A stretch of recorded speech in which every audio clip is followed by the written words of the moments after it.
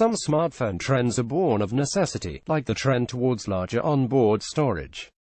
Some smartphone trends are born out of a desire to curb costs and space, like the trend of removing the headphone jack.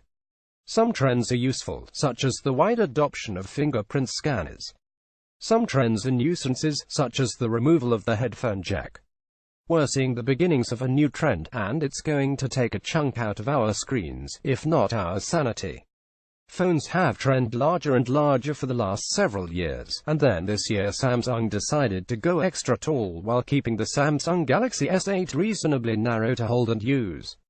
Bezels shrank almost ridiculously small on that phone, but other manufacturers saw that they could go further. Essential announced the Essential phone, which stood out from the pack in a few ways, but most noticeably for the black divot in the middle of the screen's top edge, where the camera intruded upon the status bar. It's there, and while most of the time it's easy enough to ignore, there are some instances where that's just not possible, such as when watching videos or using the Essential phone in landscape. It was an oddity, a daring experiment in just how far manufacturers could shrink bezels and give users usable touchscreen on the front of the phones.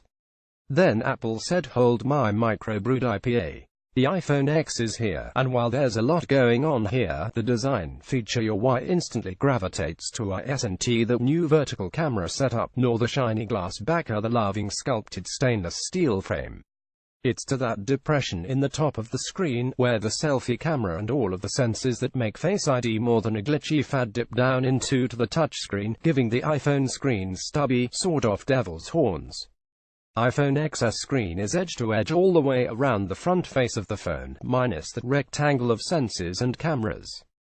While I'm looking forward to seeing how accessory makers handle having so little purchase for their front case lips, the real test here is going to be how users respond to having so little to grip around the edges of this Sagitto screen, and how users respond to that awkward bar at the top of the screen.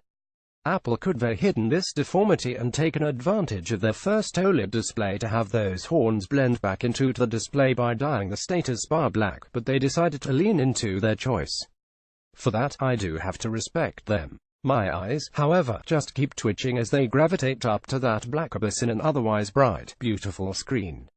I don't know if he'll ever adapt, and I'm sure I'm not alone.